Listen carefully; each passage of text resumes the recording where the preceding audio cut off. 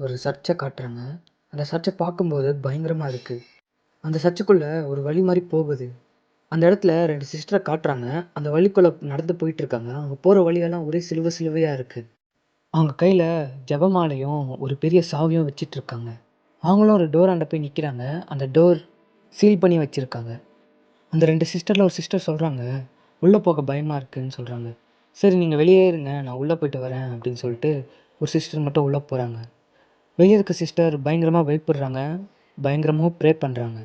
உள்ள ஒரு கத்துற சவுண்ட் கேட்குது. அலர்ற சவுண்ட் கேட்குது. அந்த டோர்லேருந்து ரத்த கிளறியா ஒருத்தவங்க வந்து வெளிய விழுறாங்க. பார்த்தா உள்ள போனது என்னன்னு. அவங்க சொல்றாங்க, சாவிய தூக்கி போட்டு சொல்றாங்க, "இங்கேருந்து போயிடு. அந்த பேய்க்கு ஒரு ஆன்மா தேவை. இந்த சர்ச்ச விட்டு வெளிய போக. அதனால இங்கேருந்து ஓடி போயிடு" அப்படின்னு அப்படின்னு சொல்லிட்டு இருக்கும்போதே உள்ள இழுக்கப்படுறாங்க.